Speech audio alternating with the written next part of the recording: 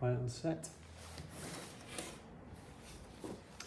Hello everybody, today we're going to be looking at how to make some flipbooks. So we use these flipbooks to make little small animations of some of our drawings. Okay, so what we need to make a flipbook is 1, 2, 3 sheets of paper. You may want a ruler, pencil, some scissors and a stapler. Now these can be quite tricky to make, so you might need a little hand when it comes to put them together, but if you follow the steps it should be quite straightforward. Okay, a little bit of folding, a little bit of cutting needed.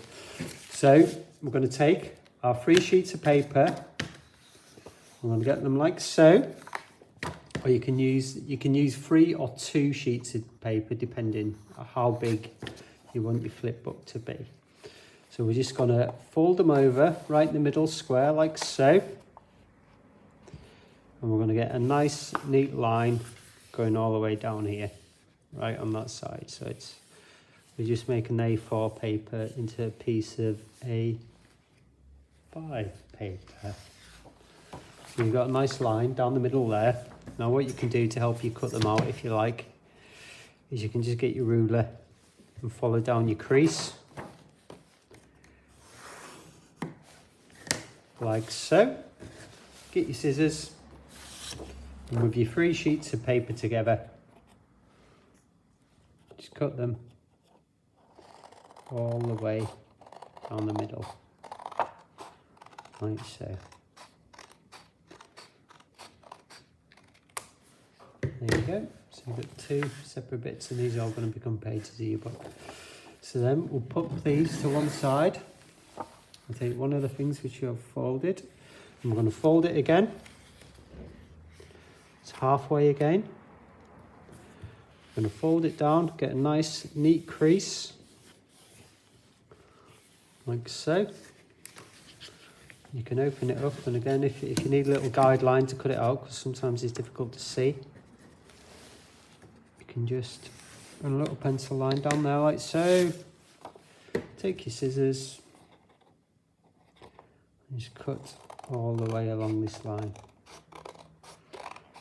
And once you've cut these, you should be able to put them together and they should be the same size, and these are going to become the pages of our flip book like you saw at the start of the video. So we'll pop them to one side and we're going to do the same with the other half of the paper which we had. So again, we're just going to put it down nice and neat. I'm going to fold it over, making sure it all lines up on that edge there, and that'll give us a nice straight line on this one when we come to bend it. So there you go. Don't worry if it's slightly off, it'll still work. It doesn't have to be perfect. Nice straight line there. And again, taking my scissors, carefully cutting along the line. Okay, now for this flip book, I've just used any type of A4 white paper you've got at home. So you can use cardboard, you can take some paper out your sketchbook. If you've got a printer at home, the paper in the printer is really nice because it's quite thin, and when you bend it over and when you come to do your drawing, you'll be able to see a little bit behind the paper of what the last image you did, and it helps you to follow on your drawings. So once you've got your strips, I'm going to move them ones out of the way because I don't think I need that many pages for this book. I've got them all together, so they're all neat, they're all pretty much the same size. I'm going to bend them over like so, again, just so they all match up along this edge. And then I'm just going to neatly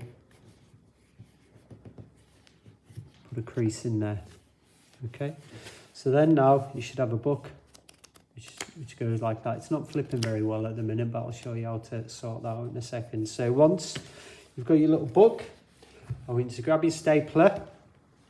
We're just going to pop 2 staples in, okay? You might need a hand doing this because you have to get a bit of force into it. So basically, I'm just going to lay it up like that and just run along the spine of it. I'm just going to press it in one and move it along, and more or less on the same line. I'm going to press it again, so we have 2 staples. There you go. Staples went through both edges. You now have a book where all your pages aren't going to fall out, okay? So now to make the book flip a bit easier when you put your drawings in, I'm going to show you a little thing now. So we're going to bend this edge here, and we're going to bend it in on itself, like 1, and then like 2, okay? And when you've done that, I'm not going to press it in really firm, but you will see the pages start going like that, okay? And that means when you come to put your drawing into your flip book, your little animation, you'll be able to scroll through it quite well. Now this bit here requires a little bit of cutting. So you can actually take your pencil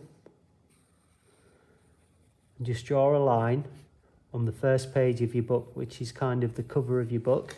And then you take your scissors. It might be a bit tricky, you might need a hand because there's a lot of paper here now. But just cut all along that line, like so. You got that stuff, you don't need it anymore. You don't need your stapler anymore either. And there you go. So once you open that out, your book will now flip. Now it's just a case of getting your drawings onto your book. So I showed you some examples at the start. The simplest thing which you can do, in my mind, is to get a little ball. You can start with it in the top corner of your page. And each drawing, you're going to move the ball slightly. So as you're flipping the pages, it looks like it's bouncing and moving through the air. And when you speed it up, when you flip it, we've got the illusion of a ball moving. Now, I've done that by just looking at it, okay? But if you think it's going to help you, for example, you could have, we've got 1, 2, 5, 25 little drawings here. So if you had 25 pages in your book, you could map out the space where so we've got a little flower growing here. You can map out and then cut out and place on the pages and glue and stick them in this flower growing. So we'd have a series of images where it goes from seed, sprouting up, and then flowering, and we've got a little butterfly flying in as well. So this is another way you could go about doing it. I've got another one here, which is birds flying. So the nice thing about these is you can repeat this image. Say there's 5 images here. These 5 images, you can just repeat and repeat and repeat, and it'll be like the videos on a loop, or your animations on a loop, and it's just going back and forth through itself. So just have a play about with it. It might be that you wanted to have a person dancing or moving their arms. So I did a little one like that.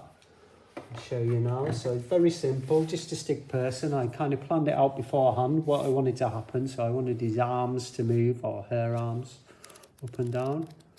So it kind of does it in a little bit of a loop. But you can go as complicated or as simple as you like on this. But it's just getting the idea in our heads of how it is that we can animate one of our drawings. Now, if you're like your Disney movies and everything, the actual principle of how they make those animations is exactly the same as this. It's one drawing fixed in one place, which is altered slightly in each frame, which gives the illusion of that drawing coming to life. So it's something that you can have a little go at as well. So yeah, have some fun with that.